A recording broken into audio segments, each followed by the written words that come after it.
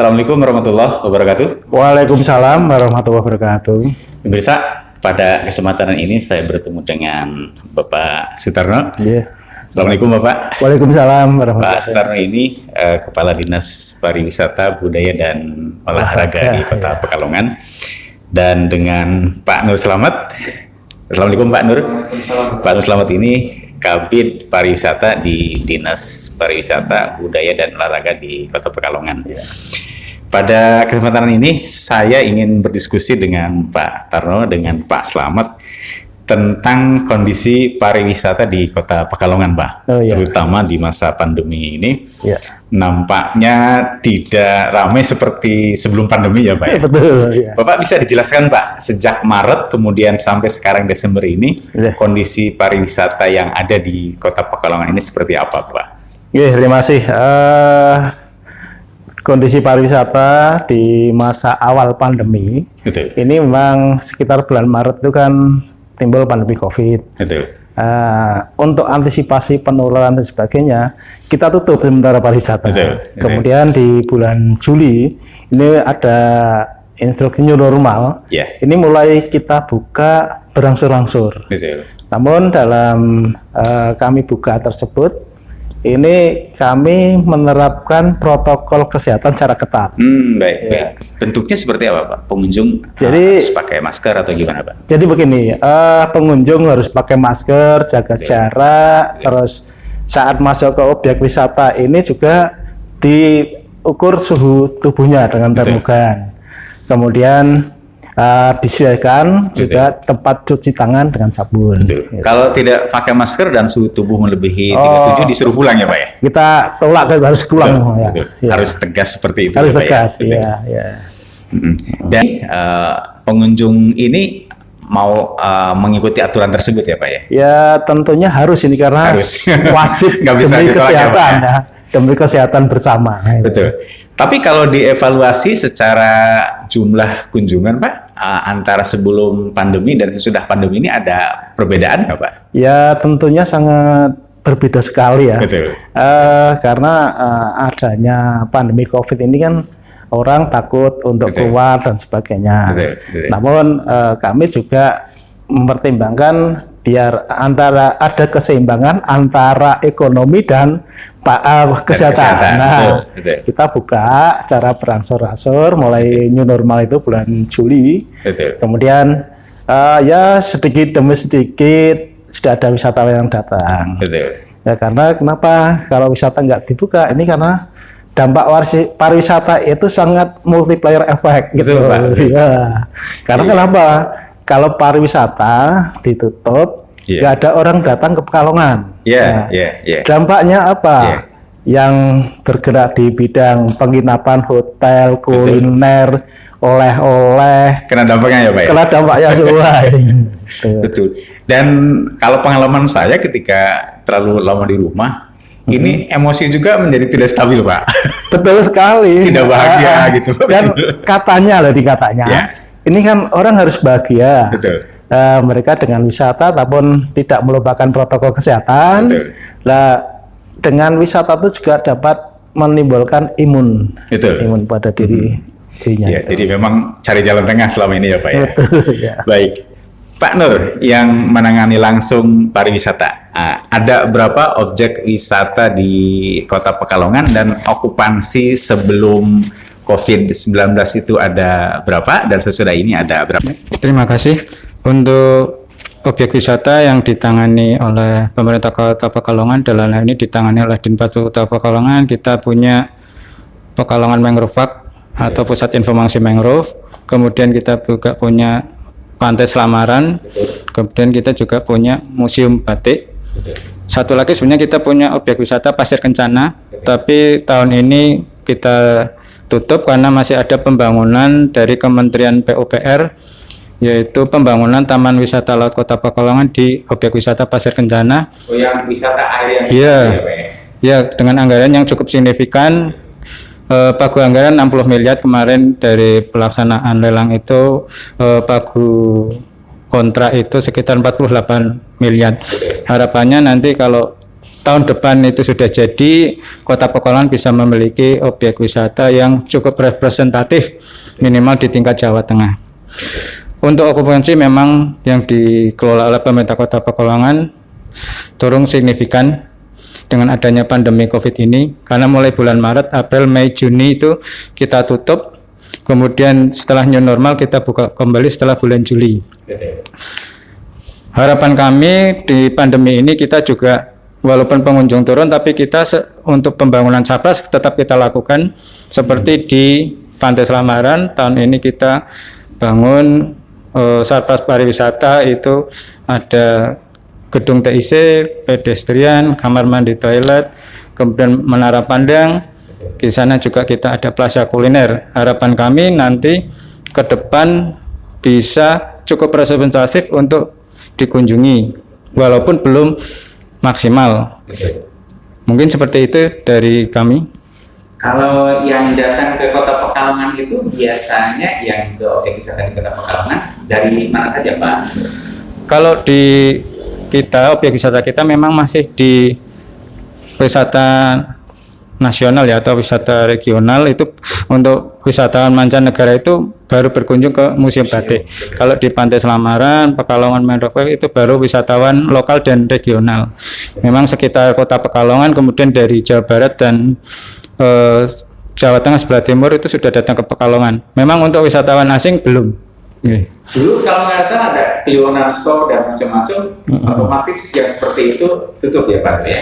Ya, untuk kegiatan Kliwonan Show mengingat pandemi ini kita cancel atau kita tunda pelaksanaan kegiatannya. Pak Tarno, saya meminta pendapat tentang Museum Batik yang konon kabarnya tidak hanya wisatawan lokal, tapi dari luar negeri juga datang ke Kota Pekalongan ya Pak ya? Iya, betul. Bisa dijelaskan Pak, sebelum pandemi ini sampai berapa, kemudian dari mana saja wisatawan yang hadir ke sini secara umum? Iya, khususnya di Museum Batik, ini memang wisatawannya ada yang dari luar negeri. Betul. Terutama yang paling banyak itu dari Belanda. Oh iya. Ya, kita karena ini kan termasuk wisata budaya. Betul, betul. Bahkan oleh Kementerian Pariwisata, itu nanti Pekalongan itu juga akan ditunjuk sebagai pariwisata budaya.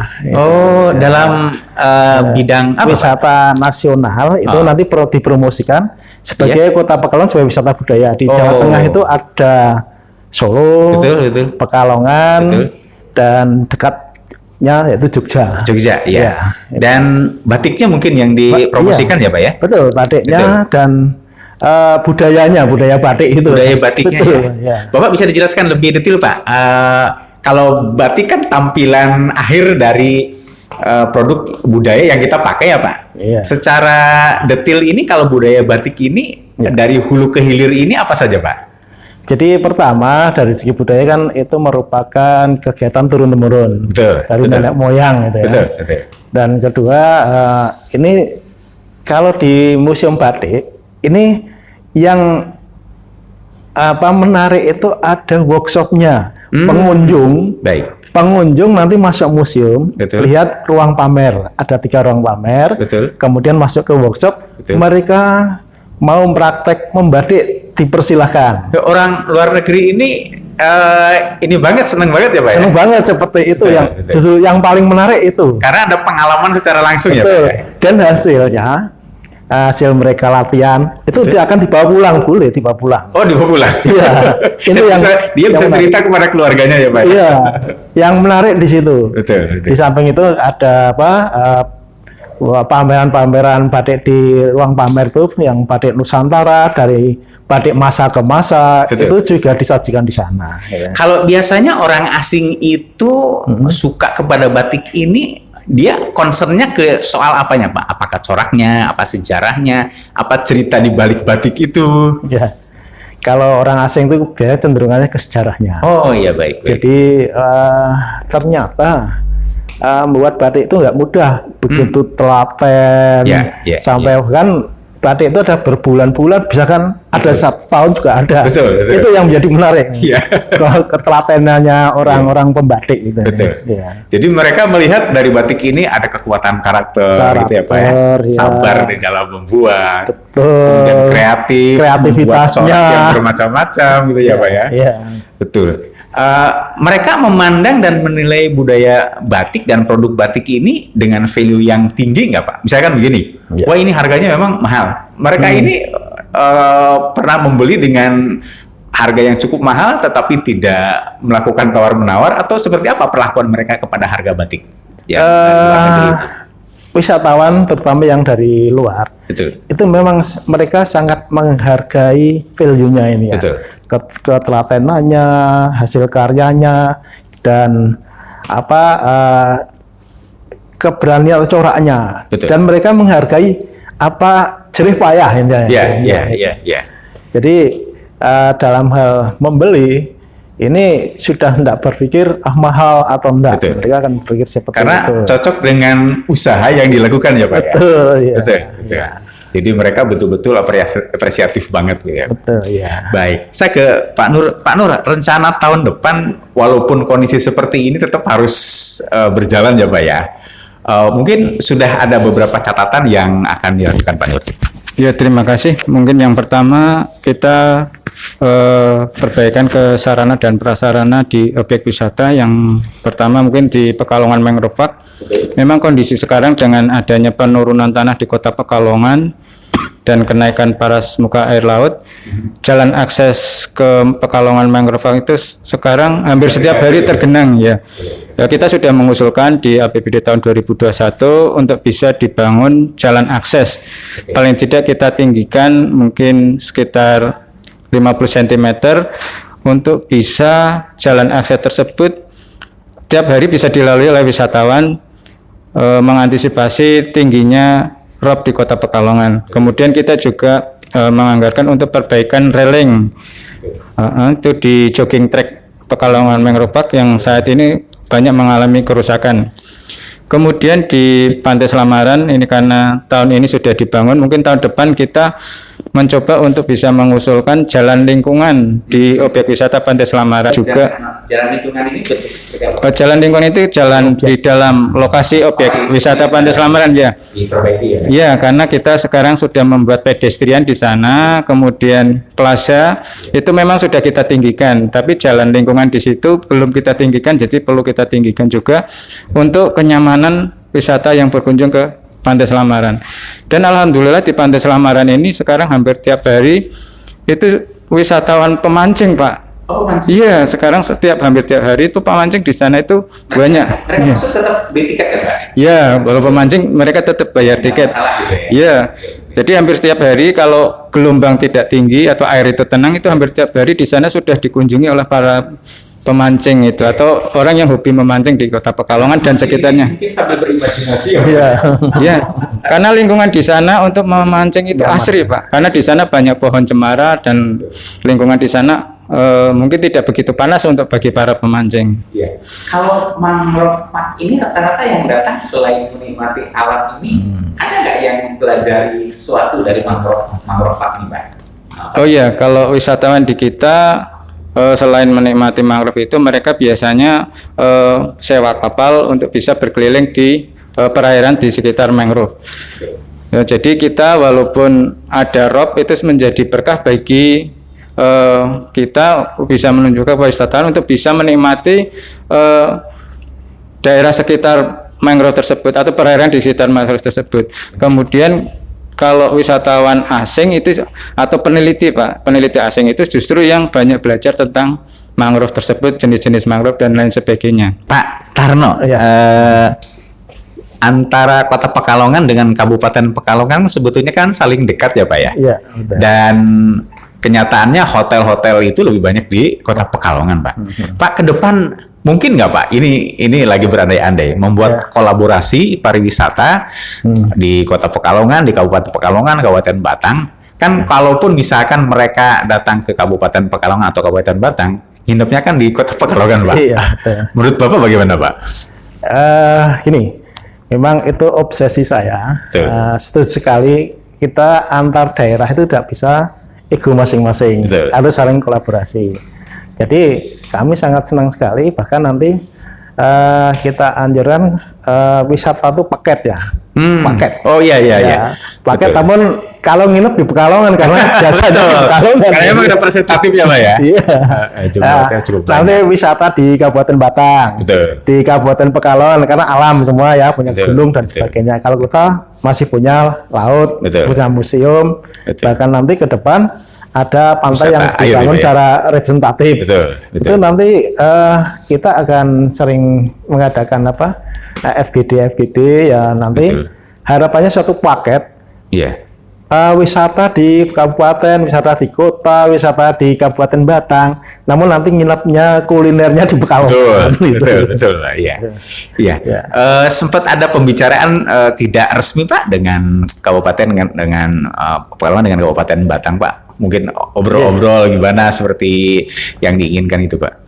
Jadi begini justru ada FGD Sempat yang ada Pak. difasilitasi oleh kementerian langsung. Oh gitu. Nah, nanti Iya. pesertanya nanti ngundang dari Pantura. Ya. Ada Sudah apa belum Pak? Sudah. Oh sudah pernah kemarin, ya. bertemu ya Pak ya. Ya. Butuh follow up kali ya Pak ya. Ya. Betul. Nanti difasilitasi oleh kementerian FGD-nya diundang dari beberapa daerah termasuk Pemalang itu malah diundang. Oh, masuk ke sini ya Pak ya. Yang ya tujuannya nanti untuk membangun paket-paket wisata itu. Betul. Yang inisiasi kan menteri ya Pak. Iya. Ada tim enggak Pak? Mungkin kalau menteri kan nggak bisa setiap saat ya. Iya. Tim itu yang bergerak ada ya Pak timnya Pak? Kita gini Pak, kita tuh sebetulnya di Pekalongan itu ada hal yang menarik. Iya. Yang pertama kita punya badan promosi Pariwisata Kota Pekalongan. Oh iya. Gitu. Betul. Mungkin di daerah lain yang mungkin ada yang belum. Betul, Ya. betul. Di Kota Dan Pekalongan sudah ada, yang Pak, ya. kedua, PHRI-nya menang di sini, Pak. Oh gitu. Ada Kabupaten Batang dan Betul. gabung sini semua. Betul. Ini keuntungan saya sering Iya, komunikasi dengan secara PHRI strategis gitu. ya, Pak, ya. Ya, secara rutin tiap Betul. bulan tuh mengadakan pertemuan-pertemuan ya. Betul. Intinya untuk membangun itu, Pak, Betul, komitmen yang FGD yang diselenggarakan oleh kementerian tersebut. Betul ya. Harapannya mudah-mudahan ke depan bisa terrealisasi ya Pak ya. Iya. Baik. Pak Nur, strategi marketing atau promosi tahun depan seperti apa Pak? Untuk strategi marketing kita di Dinas Pariwisata, Kebudayaan Pemuda dan Olahraga Kota Pekalongan, yang pertama kita selalu berkoordinasi dengan Kementerian Pariwisata. Alhamdulillah tahun ini kita membangun Tourist Information Center.